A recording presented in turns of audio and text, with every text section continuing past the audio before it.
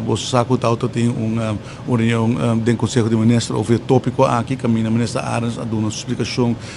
de seu manejo, sua visão e a decisão que ela toma. E agora que tem cima aqui está em diálogo, está como se não terá ao está tem encontro com o taxista, honestamente nós aqui que outcome tá,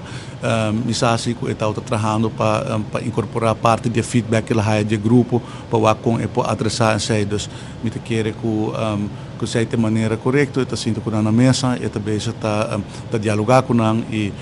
ja mas later me há briefing de com a reunião que taxista na base se logra chegar na tipo de consensus. Op viaje, de tipo de discussão aqui, botem extremo não, pero ora bota chega de diálogo, quizás por aí mas não tem gouden middenweg e me está convencido que sei do vai estar caso. O ministro está sintético, está tem quizás pouco mais sostém de parte do Conselho de Ministros para o seu manejo,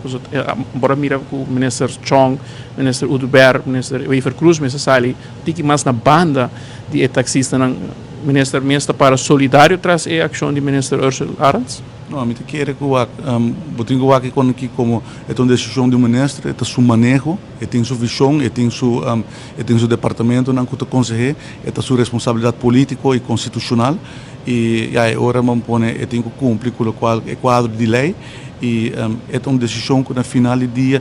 tem que carga e se pensa que sabe que é caminho para cá, tem autoridade de ministro, dus vamos pôr em meu caso, me nota que necessidade para dar foto, vamos pôr opinião sobre o manejo de colega na ministra, sempre quando que cumpre com a procedura, né? E me a dialogar naturalmente com o ministro Arens, nossa papel over die zaak e over die solução como para chegar na curva de brecha e impasse que tem. Tá é importante se para o processo é tomar lugar e está tomando lugar, ao dus como a reunião está tomando lugar, a tomar lugar e também me saco de parte do ministro Arens a se uma preparação para chegar na reunião de AUE.